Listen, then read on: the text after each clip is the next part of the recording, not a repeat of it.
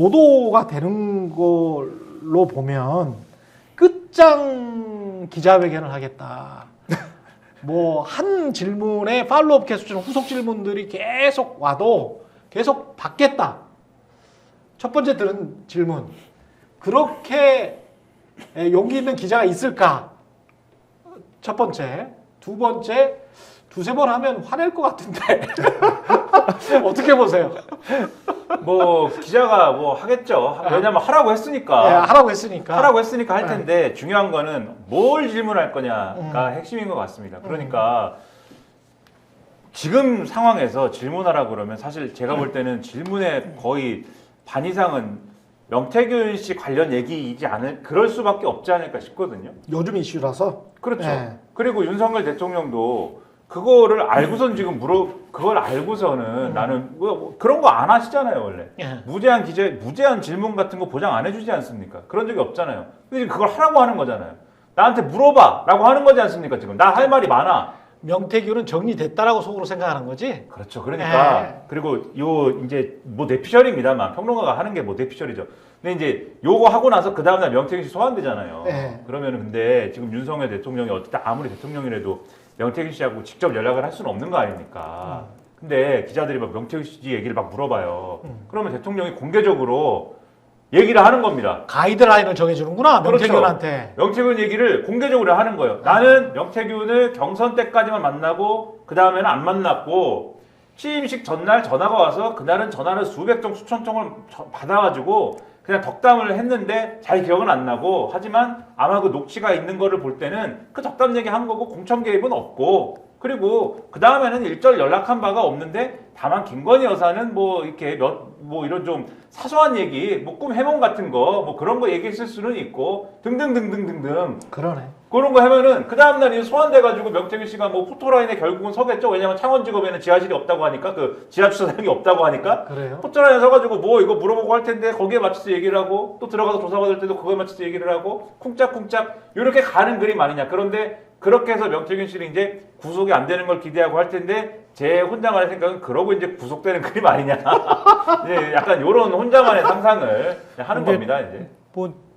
뭐 8일 날 그러니까 기자회견 다음 날 검찰 출석해서 조사받는다고 하잖아요. 조사 받다가 바로 영장 쳐버려가지고 그냥 바로 구속을 해버리면 모를까. 명태균 입을 어떻게 틀어막을까는 걱정되기도 하고요. 또 뭐 검찰 의도로만 보면 대통령 기자회견 내용을 보고 명태균을 거기 프레임에 맞춰서 쫄릴 가능성이 굉장히 많지 않을까. 근데 명태균이 거기에 만약에 인신 구속을 당하지 않는 한 어떤 방식으로든 대비를 하지 않겠어요? 그러면 대통령이 진짜 날 쓰레기 취급한다. 그러면 지난번에 김재현 의원한테 반박하듯이 또 할벌릴 가능성이 있지. 그렇잖아요. 명태균이? 고맙죠 그러면. 그렇게 안 할까봐 지금 우려가 되는 아니 거죠. 근데 명태균은 그래도 김재훈이 검찰권을 가지고 있는 건 아니잖아요. 그건 아니지만 예. 김재원 얘기도 그렇게 자존심 상하는 사람이 예. 대통령을 그런 식으로 표현했던 사람 아니에요? 오빠가 저 오빠가 아니지. 예. 김건희 여사가 네. 오빠 바보 취급하는 게 다 나왔는데 네. 그렇게 얘기했던 사람이 그 오빠가 자기를 막 깔아뭉개면서 진짜 사기꾼 취급하고 자기의 역할에 대해서 아무것도 안 한 사람인 것처럼 그렇게 얘기하면 아마 자존심이 확 상할걸요. 명태균은 그럴 가능성이 있는 사람이라고 전 개인적으로 봐요. 네. 지금까지 기질러 보면은. 아 그래요? 네. 그리고 기자회견은 이미 저는 이젠 한두 번 속은 게 아닌데 뭘 자꾸 속아. 난 진짜 왜 대통령실에서 무한 끝장 토론을 하겠다고 얘기를 하는지 저렇게 호들갑을 떠는지 나 이해를 못 하겠어. 왜냐면 이렇게 국민들한테 기대를 심어줬다가 안 되면 그 실망감이 더 클 텐데 뭔 자신감으로 저러는 거지? 대체? 그래서 다른 목적이 있다고 의심을 어떤 하는 거죠. 자신감이냐면요. 다른 목적이 있다고 의심이 됩니다. 대한민국 기자를 알고 믿는 거야. 잘 알고 있고 확실히 믿고 있는 거야. 예, 봉지욱 기자 들어갈 일이 없잖아요. 근데 예. 이제 내일 명태균에 대한 평가를 어떻게 하느냐가 전 중요할 것 같아요. 왜냐하면 명태균 씨가 항상 하는 얘기가 예. 나에 대해서 고맙다고 말 한마디만 해줬으면 여기까지 안 왔다는 거예요. 네. 그건 저한테도 직접 그런 얘기를 하더라고요. 제가 물어본 것은 지난주 토요일인가 통화를 했는데 둘 중에 하나 양쪽 대통령 부부든 당신도 둘 중에 하나 죽어야 끝나는 게임이다 이거. 그렇게 이야기를 했어요. 이제 네. 이건 그렇지 않냐. 그렇지. 그랬더니 지금 상황은 그렇지. 그랬더니 나는 나와 내 가족을 지키기 위해서 할 건데 내가 이길 거라고 자기가 이길 거라고 그러더라고요. 그래서 그렇게 되면. 근데 만약 구속수사 어쩌고 저쩌고 얘기하는데 내일 만약에 명태균에 대해서 평가를 어느 정도 그래도 한때 이렇게 참 옆에서 도와주고 고마웠지만 공식적인 사람이 아니라서 난 멀리했다 이렇게 뭐 한다면 모르겠는데 이 사람을 비하하는 표현을 한다거나 저는 그렇게는 안 할 것 같아요. 아 윤석열. 예, 아, 저는 안 할 것 같아요. 많으니까. 왜냐하면 그걸 자극할 필요는 없잖아요. 자극할 필요는 김재원 그렇게 했다가 김재원 당하는 거 봐요. 정진석 비서실장 야 밖에다 묶어놓은 개라고 하지 않습니까? 아. 그러니까 나름대로 자신 있는 건데 자극하지는 않을 것이다. 음. 그리고 더군다나 그렇다면 지금 민주당이 그 본인의 육성, 본인의 녹음 파일을 다시 녹음한 파일을 누가 줬을까? 그것도 전 되게 의심돼요. 예. 측근 뭐 운전기사 얘기 나오잖아요. 예, 그렇죠. 아닐 가능성이 있습니다. 아, 그게. 그래요? 예. 명태균 씨가 그거를 인지하고 도와줬을 가능성도 있는 거예요. 아 그래요? 왜냐하면 연락이 잘 대통령으로 안 오면 예. 예, 본인한테는 안 오고 아마 본인 측근한테 대통령실에서 전화 왔다는 얘기를 들었는데 시원한 답변이 원하는 답변이 안 온다면 그분은 약간 그런 공작을 하실 만한 생각을 하더라고요. 그럴 수도 있겠네. 여기까지는 한번 보여줘봐라 카드를. 그러니까 제가 알기로는 거기까지밖에 없습니다. 그래서 추가적으로 해놨겠죠. 민주당에는? 그리고, 그리고 내일 또 이상한 얘기를 해. 나 포토라인 설 때 이상한 얘기 그래. 그럼 제보해. 그럼 제3자 뭐 그렇게 될 수도 있지 않을까. 그런 장치는 다 마련해놨을 겁니다. 네. 근데 핵심이 자꾸 명태균으로 들어가는 게 저는 이게 맞득지가 않거든요. 사실은 질문해야 될 거리가 너무 많고. 그렇죠. 그리고 현안 지금 뭐 명태균 뭐 한 1, 2주 동안 굉장히 시끄럽게 이야기를 하고 있습니다만은 그 전에 원래 몸통은 이거는 김건희 사건이에요. 그럼요. 김건희 스캔들이고 김건희의 국정농단, 당정농단이 그 혹시 게다가 이제 주가 조작 사건까지 과거에 있던 사건들까지 다 연결이 돼 있기 때문에 김건희에 관한 핵심적인 질문이 좀 나와줬으면 좋겠는데 그게 어떤 내용을 이렇게 물어봐야 기자들이 물어봐야 야 이게 대통령이 거기에 관해서 어떤 진실에 조금이라도 우리가 다가설 수 있을까? 뭐 이런 것들이 없을까요? 뭐 어떤 내용? 아까 제가 말씀드렸잖아요. 그 대선 당시에 음. 장모님께서 남한테 10원 한 장 피해 주신 적 없다는데 지금 실형까지 살고 그 그렇지. 장고를 위조했다는 거 아닙니까? 네. 거기에 대해서 너 입장 뭐냐고 물어볼 수 있는 거고. 거짓말을 얼마나 많이 예를 들면 했는가. 저희가 수사받는 사건에 대해서도 물어볼 수 있죠. 당신 아. 윤석열 대통령 명예훼손 사건으로 지금 기자들이 재판을 받고 있는데 음. 처벌 의사를 표시를 안 하셨는데 그 기자들에 대한 처벌 의사가 있는 건지 그렇지. 재판에 그건 나갈 아주 증인- 중요한 증인인데 질문이야. 지금 그렇게 해놓고 증인으로 있는 거 나갈 아니에요? 의사가 네. 있는 건지 물어볼 수 있는 거예요. 그거는. 그렇지. 근데 내일 대통령실에서 기자단에서 어떻게 사전 질문을 받을지 어떻게 할지 모르겠습니다. 정말 아무것도 안 하려면 사전 질문 받지 말고 그 질문 그치. 순서도 안 정해야 되는 그렇지. 거죠. 근데 그럴까요, 과연? 저는 그렇게 생각하지는 않는데요. 그거는 저는 또 다른 쇼를 할 것 기자들은 같아요. 이미 머릿속에 박혀 있어요. 자기 공연이 또 금기어, 있단 말이야. 그치. 김건희는 김건희. 금기어구나. 그렇지. 저 건들면 안 되는구나. 이거를 벌써 학습을 다 해놓은 상태야. 맞아. 그걸 눈에 도끼 딱 뽑으면서 그걸 덤빌 기자가 과연 몇 명이 될까? 제가 대통령실 출입 기자 그 신문사 기자입니다. KBS 기자가 아니고 신문사 기자가 4대 일간지 중에 한 기자가 그런 이야기를 하더라고요. 초기예요. 정권 초기에. 정권 초기에 그 아주 최고위 관계자입니다. 대통령실의 최고위 관계자한테 김건희 여사에 관해서 물어보니까 이렇게 대답을 했대요. 김건희 여사에 관해서는 아무도 말을 못해. 나도 말을 못해. 대통령실의 최고의 관계자입니다. 근데 그렇게 이야기를 꾸준히 지금 2년 동안 듣고 있었던 거야. 출입 기자들은. 그러니까 이 김건희 씨에 관해서 어느 정도 어느 수위의 질문이 나올지. 근데 지금 뭐 거리에 있는 사람들, 일반 시민들은 김건희 여사에 관해서 별 질문, 의혹, 의심을 하고 있거든요. 그러면 기자들이 대신해서 그게 팩트에 근거한, 특히 주가 조작 사건 같은 거는 팩트가 굉장히 많잖아요.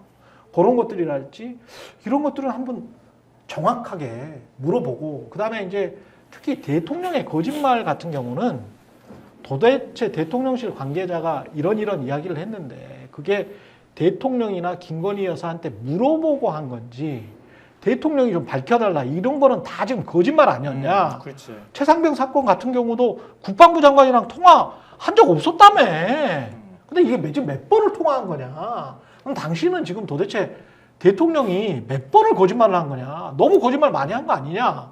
대선 전부터 지금까지 국민들이 믿겠냐. 뭐 이런 이야기.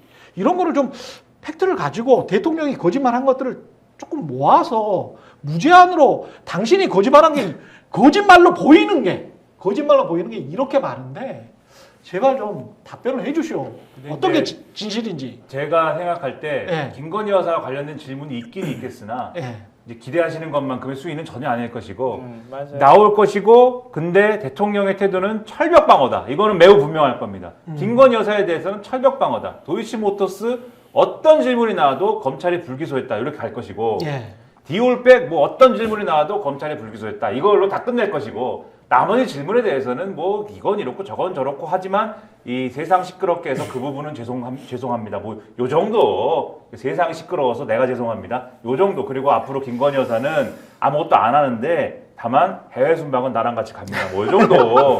네, 요 정도. 가끔 안 갑니다. 뭐 요 정도. 달라질 거 하나도 네, 없을 그 것 같고요. 정도고. 제가 볼 그다음에 때는. 나머지 무슨 뭐 왜 너는 거짓말했니 이런 질문은 아마 네. 기자들이 네. 그거는 왜 너 거짓말해 이거는 사실은 질문은 아니지 않습니까? 그러니까 아마 안 한다 요거는. 아니 본인도 아니지. 이거는 거짓말이라고 생각하십니까? 라고는 물어봐야 돼. 왜냐하면 지금 MBC랄지 거짓말이라는 단어, 거짓이라는 단어가 나온 지가 한 2주밖에 안 됐어요. 지상파에서 이 말을 확정짓는 거는 굉장히 중요하거든요. 대통령의 거짓말은 굉장히 중요한 지금 뭐랄까 아젠다죠. 그거는 예. 질문, 그러니까 사실과 비판성 질문인 다르다. 거잖아요. 정확히 제가 표현하면 비판성 질문인 거잖아요. 예. 요거는 기자들이 안 한다. 네. 비판성 사실과 질문. 다르다는 근데 표현을 이제- 하겠지 거짓말이라고 누가 얘기하겠어요. 그 표현은 절대 안 나올 것 같고요. 이미 저는 기대를 안 한다는 얘기를 한 게 뭐냐면 대통령이 집무실에서 몇십 분을 이미 소비를 해버려요. 그리고 난 다음에 기자회견장으로 옮겨가는 거예요. 예. 이전하고 하는 포맷이 똑같아. 그러면 대통령 혼자 몇십 분을 자기 혼자 집권 중반기까지 왔는데 그걸 설명하는데 제가 뭘 잘못했고 이렇게 얘기하겠어요. 제가 이걸 잘했고 열심히 하고 부족한 점이 있더라도 이렇게 열심히 하고 4대 개혁 다 끝까지 완수하겠습니다. 이렇게 얘기하겠습니까?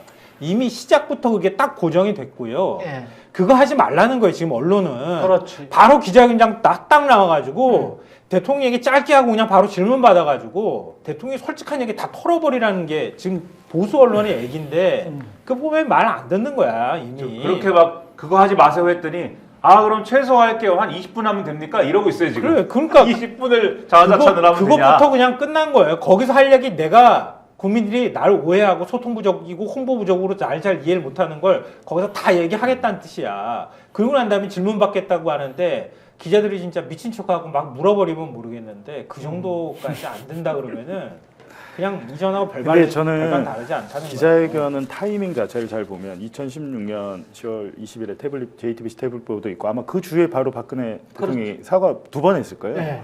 다음 주에 기자회견 한 번 더 할 수 있습니다. 전 되게 판단 잘못했다고 생각하는 게 말하잖아요 내일.